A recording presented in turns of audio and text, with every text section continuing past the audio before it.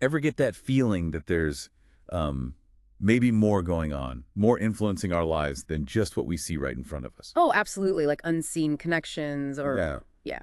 exactly. Like these invisible threads, maybe, Mhm. or perhaps some kind of energy that, responds to what we're thinking or intending. That's a really fascinating way to put it, and it gets right to the core of what we're digging into today. All right. Welcome, everyone, to the deep dive. We sort through all sorts of interesting material to pull out the key ideas for you.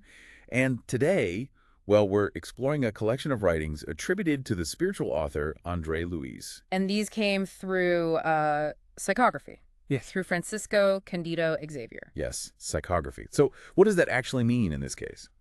Well, basically, it's understood as a kind of communication. Spiritual entities are believed to pass on their thoughts, their messages, through a human medium. Okay, so Xavier's the medium here. That's the idea, yes. He's the one believed to have received and written down André Luiz's concepts.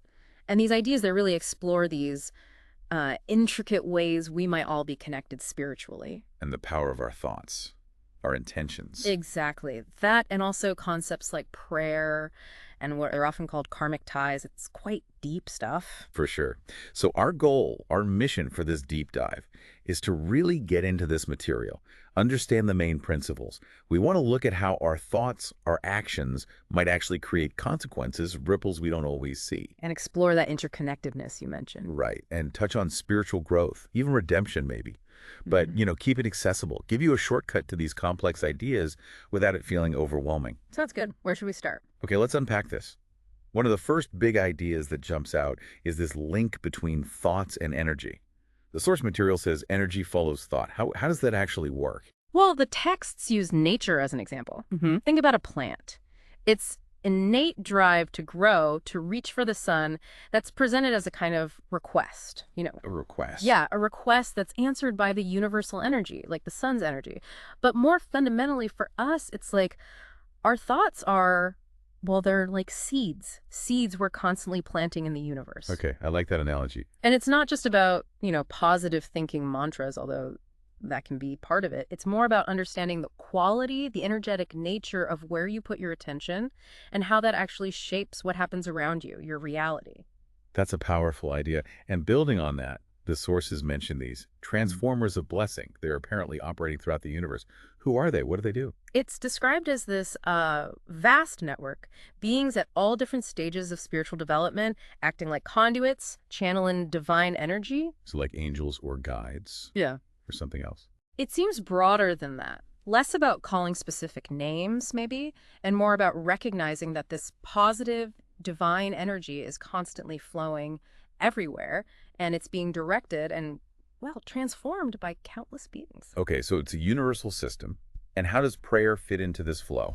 That's where it gets interesting. The material explores how our prayers, our intentions, interact with this universal energy flow. So what's happening when we pray?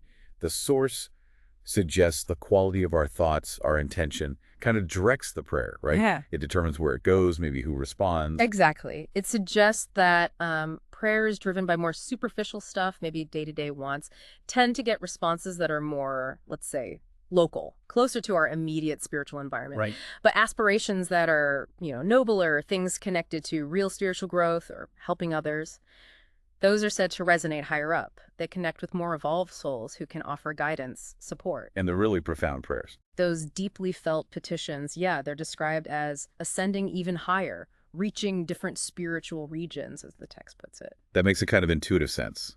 Different frequencies, maybe. But what about negative intentions? The sources mention invocation for negative things. How's that different from prayer? Good question. So prayer here is generally seen as aiming for positive or maybe neutral outcomes. Invocation, though, is described as intentionally focusing negative energy, bad intentions, malicious desires. Okay, so actively wanting harm. Right. And the material suggests that even those intentions mobilize energy. But instead of attracting helpful influences, they draw in lower, less evolved spiritual energies. Negative attracts negative, basically. And there are consequences. Absolutely. That's a key point. Accountability. Whether you're praying for good or invoking harm, the idea is you're responsible for the energy you unleash. Your thoughts act like magnets, drawing similar outcomes. You own the result, good or ill. Right, that personal accountability comes through strongly. Now, the material uses some really compelling stories to illustrate this interconnectedness. Let's talk about Evelina. She feels this really strong bond with her mother who passed away, believes her mom is still helping her. What does her story show us? Evelina's experience is interesting because the text offers a slightly different view than just, mom is helping from beyond, while Evelina feels her mother's support strongly. Which is real for her. Totally real for her experience, but the material suggests it might be more reciprocal. It implies that Evelina's own spiritual efforts and progress in her current life could actually be sending positive energy back to her mother. Oh, interesting. So Evelina might be helping her mom, too. Potentially, yeah. Her mother might still be working through things in the spiritual realm. It really highlights that these bonds don't just stop at death, and that support can flow both ways. It's not always a one-way street from the other side. That adds another layer. And this idea of connection relates to reincarnation, doesn't it? The source is presented as quite organized, like it's set up for our spiritual growth. That's exactly the perspective offered, yes. Not random rebirth, but a structured series of chances, opportunities to learn specific lessons, to evolve, and importantly, to resolve things left over from past lives. Imbalances, mistakes, debts. So the challenges we face now might be linked to things way back. They could be intricately linked, yeah, according to this view. Okay, let's look at Odila. She's described as being obsessed, and her negative thoughts seem to really trap her. What's the principle we can take from her situation? Odila's story is a powerful example of that mind-body-spirit connection. Her persistent negativity, which the text calls invoking inferior forces, basically creates this vicious cycle that affects her really deeply. So it's not just in her head, it manifests. It seems to. And the solution isn't simple, like flipping a switch. It requires a really fundamental, sustained effort from her to change her mental focus, her desires. It shows how much our inner world shapes our outer experience. Tangible consequences. It really makes you think, how do you even start to help someone stuck like that? The text mentions needing preparation, understanding, not just jumping in. What's that about?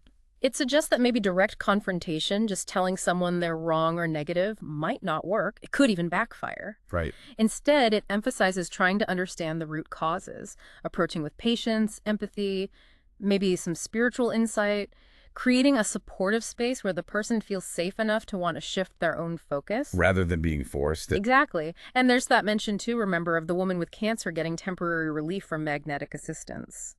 It hints again at how our spiritual state and physical health might be intertwined. Okay, shifting gears a bit. We visit Antonina's home, a Christian home where, despite her husband abandoning her, she's raising her kids with love for the gospel. What really struck me was the kids' prayer. So simple, yet powerful. Wasn't it?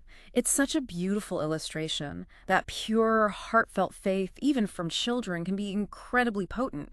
Sincerity matters more than complexity, perhaps. In Antonina's teaching on forgiveness. Yeah. Wow. Yes, that analogy. Keeping love in our spirit like the sun shining in a clean house. What's the core message there, do you think? I think it shows that forgiveness isn't just, letting the other person off the hook. It's primarily about cleaning our own inner space. Letting go of resentment allows positive energy, love, peace to actually come in and live within us. Holding on to anger is like boarding up the windows. Keeps the light out. Precisely. And even when her son Haroldo pushes back, asking, do we have to forgive everything, even the worst things? Antonina's answer, connecting it to her own painful past, that felt very real. It really did. It highlights that forgiveness isn't always easy, right? Especially with deep hurts. But it's presented here not just as a moral rule, but as something essential for our own healing, our own spiritual movement forward. Even if the other person doesn't deserve it. It seems the focus is on liberating oneself. Antonina's resilience shows that even after great suffering, forgiveness can bring strength. And this naturally leads us into exploring these past lives and karmic connections more directly. Yes, this is where it gets really intriguing, almost mystical. We encounter Leonardo, an elderly disincarnate spirit. Could you clarify what disincarnate means here? Sure. In this context, disincarnate just means a soul, a spirit that is no longer in a physical body, someone who's passed away. Okay, got it. So Leonardo is a spirit, and he's clearly suffering. He pleads for help, saying his fierce enemy tortures me from within. What does that tell us? It really underscores the idea that our experiences, our conflicts, our strong emotions don't just vanish when we die, they can carry over. Unresolved issues, deep-seated animosity. these can continue to affect us on a spiritual level. So he's still bound by this past conflict. It appears so. He seems trapped by it, needing help, spiritual assistance to find release. And this connects directly to that visit to the spiritual place where children's spirits reside. Oh, that was quite a scene. Some children seem joyful, but others, like little Julio, he was still deeply affected by trauma from his past life. Yes, Julio's story is particularly tough. His past life involved suicide attempts, corrosive ingestion, and drowning. Heartbreaking. And his suffering continued after death. What's the spiritual lesson there, according to the text? It's a stark illustration, really, of the idea that actions have consequences that ripple outwards, even beyond one lifetime. Self-harm, in this view, creates deep spiritual wounds that persist and require healing. It's not an escape. Apparently not. It seems the issues follow the soul. And Blandina's insights reinforce this, right? She talks about other cases, like intellectual pride leading to mental problems later, needing quiet and solitude for recovery, a karmic adjustment. And there was also a strong point about parental responsibility, beyond just physical care. Yes, very significant. The material stresses that parents have a huge impact, even unintentionally. Negative thoughts, constant fighting between parents, neglect. These things can create an unhealthy, energetic environment for a child. Affecting their spirit. Profoundly, yes. Potentially creating emotional and spiritual wounds that might cause difficulties later, maybe even contribute to an early departure from life, and creating what the text calls karmic debt for the parents' imbalances that need addressing down the line. Wow, that's heavy. It really makes you think about the atmosphere we create. So how do these long threads, these imbalances, play out in adult relationships? Let's look at Amaro, Odila, and Zulmira. Right. Their situation is a prime example. Amaro's first wife, Odila, his second wife, Zulmira. Their lives are tangled because of past connections, unresolved issues still causing friction. And then Mario enters the picture. Yeah. He has this intense animosity towards Amaro. Yes, Mario, who we learn was Jose Estevez in a past life. His resentment stems from conflicts way back, apparently involving characters linked to Antonina and Julio, too. It's complex. So these past life feelings just bubble up. How does that work? The text suggests these connections create, magnetic links. They can trigger strong attractions, repulsions, or just intense emotions in our current lives that don't always seem logical based only on present circumstances. That's an opportunity to see the old patterns and heal them. That seems to be the idea, yes. Bringing the hidden stuff to the surface to be addressed. And Claire's teachings about voice and anger fit in here, too. Oh, right. Her description of anger. A dangerous short circuit of our mental forces. That's quite an image. Isn't it? And she makes a distinction, doesn't she, between that kind of harmful, uncontrolled anger and what she calls necessary indignation. What's the difference there? Harmful anger is presented as just destructive, out of control, bad for you, bad for others. Indignation, though, could be a justified response to injustice. But even then, the advice is caution. Avoid excess, stay in control. Don't let it consume you.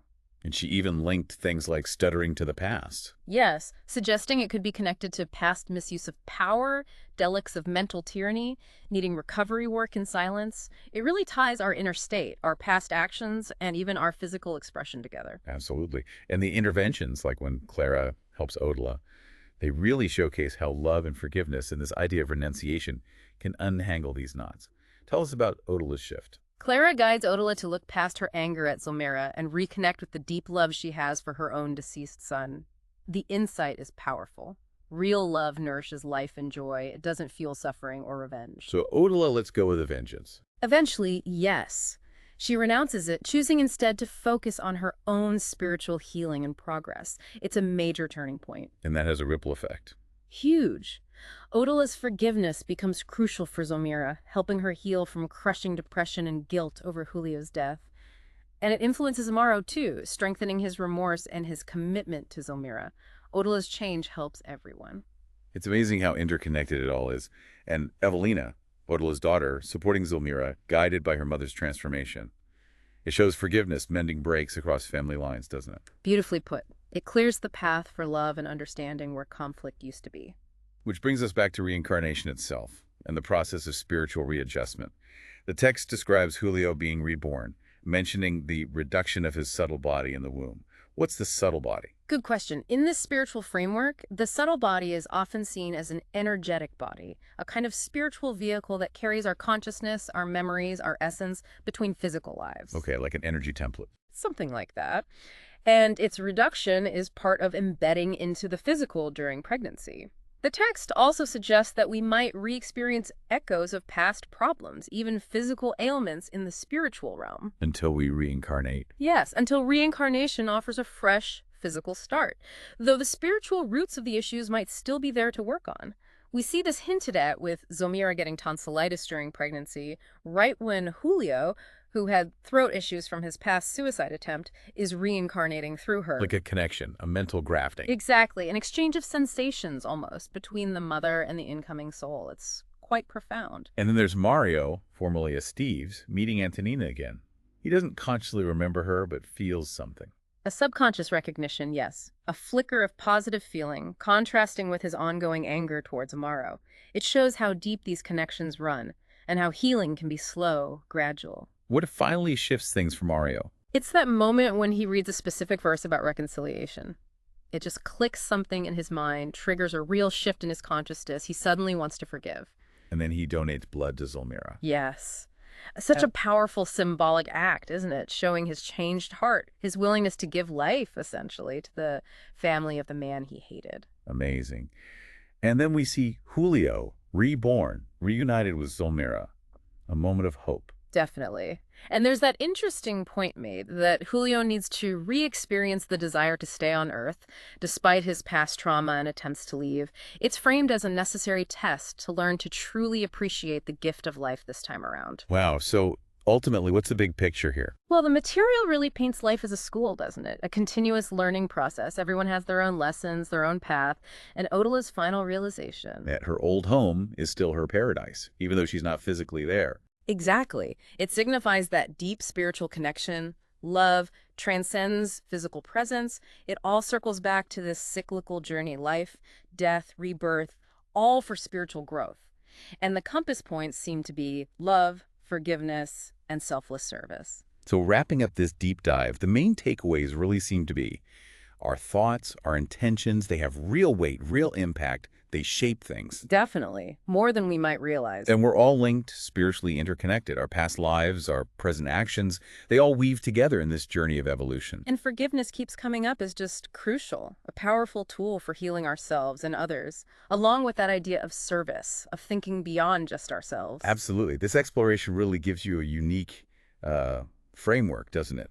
A different lens to view the unseen currents in life, the importance of our inner world. It truly does. It's a lot to ponder. We really hope this dive into these ideas has sparked some new perspectives for you about your own connections, the energy of your intentions, and maybe the role of forgiveness in your own journey. And maybe it leaves you with a final thought to mull over.